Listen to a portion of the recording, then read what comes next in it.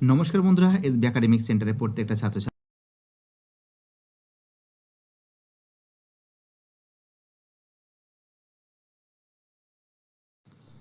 তো দেখতে পাচ্ছ, আজকে আমি তোমাদের দশম শ্রেণীর ইতিহাস সলভ করাচ্ছি। স্বদেশ, পরিচয় ও পরিবেশ, জীবন মুখোপাধ্যায়। এই বইটা সলভের জন্য প্রচুর ছাত্রছাত্রী আমাকে রিকোয়েস্ট করেছে যে স্যার আপনি বইটা সলভ করে দিন। তো দেখো, তাদের জন্য সলভ পেপার নিয়ে এসে হাজির হয়েছে জীবন মুখোপাধ্যায়, খুবই গুরুত্বপূর্ণ বই। তো দেখো, নিউ আপডেট বই আছে, সম্পূর্ণ পরিমার্জনায় একদম। দেখতে পাচ্ছ, দেখো এই দেখো 2026 সাল, দেখেছো? 2026 সাল জানুয়ারি 2026। তো দেখো, আজকে আমি তোমাদের জীবন মুখোপাধ্যায়টা সলভ করেছি। দেখো, যারা ভিডিওটা দেখছো প্লিজ চ্যানেলটাকে সাবস্ক্রাইব করো, সমস্ত বন্ধুদের মধ্যে শেয়ার করো।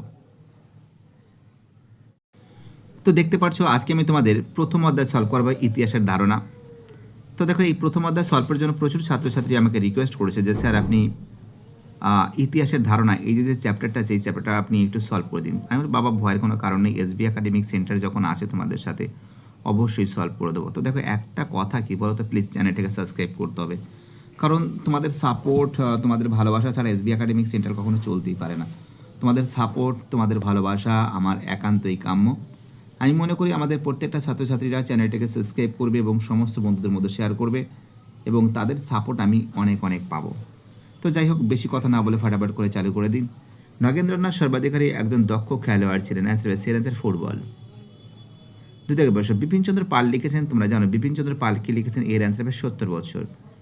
বিপিনচন্দ্র পাল কে লিখেছেন? বিপিনচন্দ্র পাল লিখেছেন 70 বছর। চলো আমাদের পরের প্রশ্ন, 3 থেকে প্রশ্ন। ভারতে ফুটবল খেলা প্রবর্তন করেন? তোমরা জানো ভারতে ফুটবল খেলা প্রবর্তন করেন ইংরেজরা। ভারতে ফুটবল খেলা কারা প্রবর্তন করে? ভারতবর্ষে ফুটবল খেলা প্রবর্তন করেন কিন্তু ইংরেজরা। খুব ইম্পর্টেন্ট কোশ্চেন, খুবই ভাইটাল কোশ্চেন, অসাধারণ প্রশ্ন। আমি কিন্তু সুন্দর করে তোমাদের সামনে কিন্তু তুলে ধরছি। শুধু কী করতে হবে, এগুলো ভালো করে তোমাদের মুখস্থ করতে হবে, বুঝতে পারলে? এবং এসবি একাডেমিক সেন্টার তোমাদের বলে দেবে কোন প্রশ্নগুলো ইম্পর্টেন্ট, কোন প্রশ্নগুলো। এবং আরেকটা পয়েন্টের ভিউ থেকে আমি বলতে পারি, দেখো এখানে সালের প্রশ্ন কিন্তু খুব সুন্দর করে এখানে দেওয়া আছে। পরের প্রশ্ন দেখা যাক কী বলেছে। ভারতে ফুটবল খেলা প্রবর্তন করে ইংরেজরা, ঠিক আছে। 4 থেকে প্রশ্ন। সোমপ্রকাশ ছিল, তোমরা জানো সোমপ্রকাশ ছিল একটা সাপ্তাহিক পত্রিকা। সোমপ্রকাশ কী ছিল? একটা সাপ্তাহিক পত্রিকা ছিল। তো দেখো, এইবার আমি তোমাদের এখান থেকে যে প্রশ্ন, এবার দেখো 5 দাগের প্রশ্নটা দেখো কি বলেছে। 5 দাগের প্রশ্ন যে মোহনবাগান ক্লাব আইএফএ শিল্ড জয়লাভ করেছিল। তোমরা জানো মোহনবাগান ক্লাব আইএফএ শিল্ড জয়লাভ করেছিল 1911 সালে। 1911 সালে কিন্তু মোহনবাগান ক্লাব কিন্তু আইএফএ শিল্ড জয়লাভ করেছিল। খুব ইম্পর্টেন্ট কোশ্চেন, খুবই ভাইটাল প্রশ্ন। 6 প্রশ্নে কি বলেছে? দাদা সাহেব ফালকে যুক্ত ছিলেন, অ্যান্সার এর অ্যান্সার চলচ্চিত্রের সাথে। দাদা সাহেব ফালকে যুক্ত ছিলেন কিসের সাথে? চলচ্চিত্রের সাথে। পরের প্রশ্ন, 7 প্রশ্ন। জীবনের ঝরাপাতা গ্রন্থটি হলো, অ্যান্সার আত্মজীবনীমূলক গ্রন্থ। জীবনের ঝরাপাতা গ্রন্থটি কি আছে? আত্মজীবনীমূলক গ্রন্থ। 8 প্রশ্ন। ভারতীয়রা আলুর ব্যবহার শিখেছিল যাদের কাছ থেকে? তোমরা জানো ভারতীয়রা আলুর ব্যবহার শিখেছিল পর্তুগিজদের কাছ থেকে। ভারতীয়রা আলুর ব্যবহার শিখেছিল কাদের কাছ থেকে? পর্তুগিজদের কাছ থেকে। এইবার দেখো, এখান থেকে যে প্রশ্নগুলো আছে টু দ্য পয়েন্ট সুন্দর করে সলভ করে দিচ্ছি। ভয়ের কোনো কারণ নেই, এসবি একাডেমিক সেন্টার সবসময় যদি তোমাদের পাশে থাকবে, আশেপাশে আপদে বিপদে সুখে দুঃখে থাকবে। শুধু একটাই কাজ করতে হবে, চ্যানেলটাকে সাবস্ক্রাইব করে সমস্ত বন্ধুদের মধ্যে শেয়ার করতে হবে, বুঝতে পারলে কি বললাম? তো যাই হোক, এখানে বলেছে শূন্যস্থান পূরণ করো। স্বদেশিকতার সভার সভাপতি ছিলেন, দেখো স্বদেশিকতার সভার সভাপতি ছিলেন রাজনারায়ণ বসু। 2 দাগের প্রশ্ন। সরলাদেবী চৌধুরানীর পিতার নাম কি ছিল? তোমরা জানো যে সরলাদেবী চৌধুরানীর পিতার নাম ছিল জানকীনাথ ঘোষাল। অ্যান্সার কি হবে? জানকীনাথ ঘোষাল। দেখো, এইবার দেখো এখান থেকে যে প্রশ্ন আছে, 3 প্রশ্ন, যে সোমপ্রকাশ প্রকাশিত হয়, সোমপ্রকাশ প্রকাশিত হয়। দেখো আমাদের যে প্রশ্নটা, যে সোমপ্রকাশ প্রকাশিত হয়, তোমরা জানো এটা কিন্তু সোমপ্রকাশ প্রকাশিত হয় কত সালে? 1858 সালে। কিন্তু এটাও মাথায় রাখতে হবে যে সোমপ্রকাশ পত্রিকার সম্পাদক ছিলেন দ্বারকনাথ বিদ্যাভূষণ। কি হবে? দ্বারকনাথ বিদ্যাভূষণ হবে, ঠিক আছে? কি বললাম? তো যাই হোক, এই প্রশ্নগুলো সলভ করে দিয়েছি। এবার তোমাদের আমি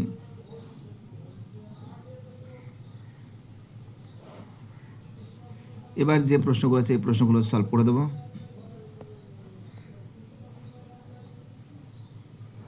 আমাদের যে পরের যে প্রশ্ন আছে,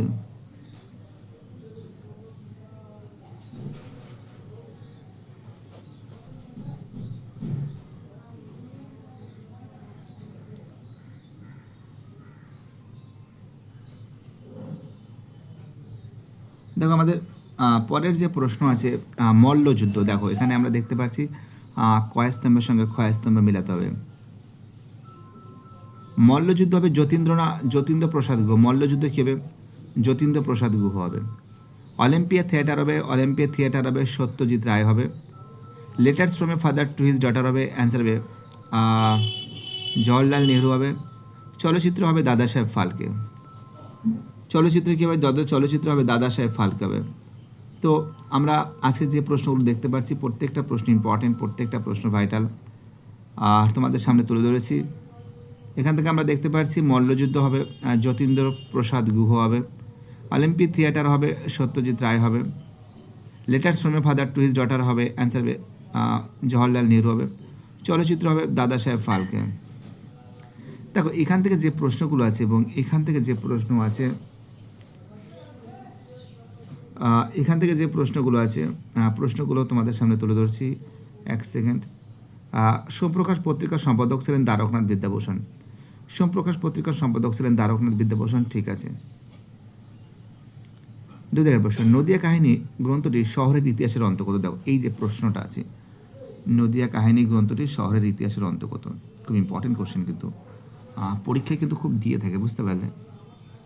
এই প্রশ্নটা আমি অনেকবার দেখেছি, মানে বিভিন্ন স্কুলের পরীক্ষায়, টেস্ট পরীক্ষায় দিয়ে থাকে। অ্যাকচুয়ালি দেখো নদিয়া কাহিনী গ্রন্থটি শহরের ইতিহাসের অন্তর্গত, এটি মিথ্যা। কারণ কুমুদনাথ মল্লিকের লেখা এই গ্রন্থটি স্থানীয় ইতিহাস চর্চার একটি অন্তর্গত। স্থানীয় ইতিহাস চর্চা, এটা কিসের? স্থানীয় ইতিহাস চর্চা। কে আছে?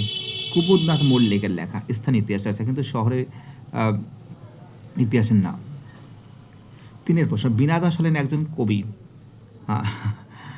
বীণা দাস একজন কবি, এটা মিথ্যা। কারণ বীণা দাস ছিলেন ভারতের স্বাধীনতা আন্দোলনের একজন প্রখ্যাত বিপ্লবী, ঠিক আছে। তার মানে কি আছে? বীণা দাস ছিলেন একজন ভারতের স্বাধীনতা আন্দোলনের একজন প্রখ্যাত বিপ্লবী, অর্থাৎ এটা কি আছে? এটা কিন্তু ভুল আছে। পরের বছর 4 বছর, গোবর গুহ ছিলেন বাংলার বিখ্যাত কুস্তিগীর। তো দেখো এটা ঠিক আছে, গোবর গুহ ছিলেন বাংলার বিখ্যাত কুস্তিগীর, ঠিক আছে। তো যাই হোক এই প্রশ্নগুলো সলভ হয়েছে। এবার দেখো 5 প্রশ্ন কি বলেছে। মধ্যবিত্ত শিক্ষিত বাঙালিকে নৃত্যের বিষয়ে আগ্রহী করে তুলেছিলেন উদয়শঙ্কর। এটা উদয়শঙ্কর, হ্যাঁ এটা ঠিক আছে। কারণ আমরা একটা কথা বলতে পারি যে এটি ভারতের ধ্রুপদী নৃত্যের আধুনিক শৈলীকে স্থাপন করে এবং যা শিক্ষিত সমাজের কাছে জনপ্রিয় করে তুলেছিলেন। একদম পারফেক্ট অ্যান্সার আছে, কোনো ভুল নেই, একদম পারফেক্ট। অর্থাৎ আমরা যদি ভালো করে ফলো করি, অর্থাৎ 1-এরটা ঠিক আছে, 2-এর ভুল, 3-এর ভুল, 4-এর ঠিক, 5-এর ঠিক। ওকে, এটা হয়ে যাওয়ার পরে এবার আমি দেখো এখান থেকে যে বিবৃতিগুলো আছে সেই বিবৃতিগুলো সরাসরি এসবি একাডেমিক সেন্টার তোমাদের সামনে তুলে ধরবে। এখানে বলেছে যে নিম্নলিখিত বিবৃতিগুলির সঙ্গে কোন ব্যাখ্যাটি সব থেকে মানানসই লেখো। বিবৃতি বলেছে সমাজবদ্ধ মানুষের ইতিহাস রচনা কঠিন কাজ। তো দেখা ব্যাখ্যা 2 হবে, মানুষের সমাজ জীবন বড় বিচিত্র। 2 থেকে প্রশ্ন, বিভিন্ন অঞ্চলে মানুষ বিভিন্ন ধরনের পোশাক পরিচ্ছদ পরিধান করে। তো দেখো আবহাওয়াজনিত কারণে নিজেকে রক্ষা করার জন্য, পোশাক বৈচিত্র্য আনার জন্য, মোটেও না।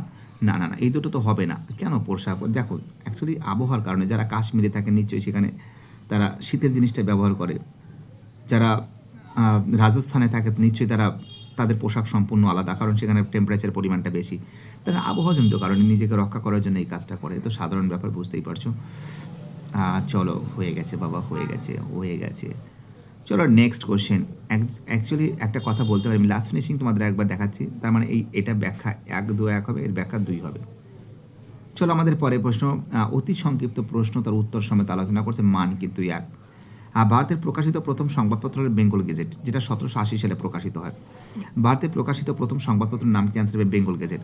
2 জায়গার প্রশ্ন, সোমপ্রকাশ পত্রিকার সম্পাদক কে ছিলেন? অ্যান্সার হবে দ্বারকনাথ বিদ্যাভূষণ।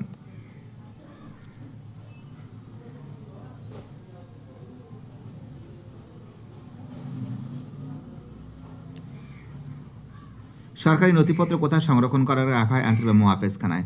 সরকারি নথিপত্র কোথায় সংরক্ষণ করে রাখা হয়? মহাপেজখানায়। এবং বিপিনচন্দ্র পালের আত্মজীবনী গ্রন্থের নাম কি? তোমরা জানো বিপিনচন্দ্র পালের আত্মজীবনী গ্রন্থের নাম হলো 70 বৎসর। বিপিনচন্দ্র পালের আত্মজীবনী গ্রন্থের নাম কি? অ্যান্সার হবে 70 বৎসর। অর্থাৎ আমরা যদি এখান থেকে ভালো করে দেখি যে ভারতে প্রকাশিত প্রথম সংবাদপত্রের বেঙ্গল গেজেট 1780, সোমপ্রকাশ পত্রিকার সম্পাদক ছিলেন দ্বারকনাথ বিদ্যাভূষণ, ঠিক আছে। সরকারি নথিপত্র কোথায় সংরক্ষণ করে রাখা হয়? মহাপেজখানায়। বিপিনচন্দ্র পালের আত্মজীবনী গ্রন্থের নাম কি? 70 বৎসর।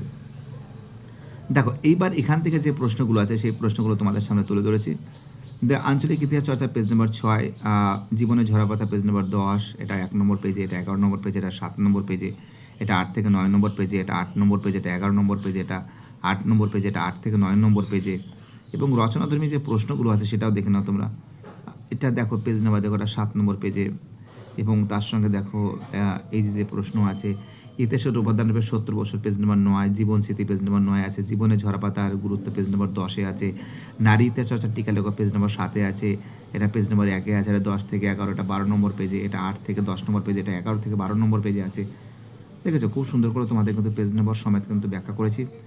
আর ভিডিওটি দেখার জন্য সবাইকে অসংখ্য ধন্যবাদ জানাই। আজকে আপাততভাবে ফার্স্ট চ্যাপ্টার কমপ্লিট হয়েছে, পরের দিন তোমাদের আমি সেকেন্ড চ্যাপ্টার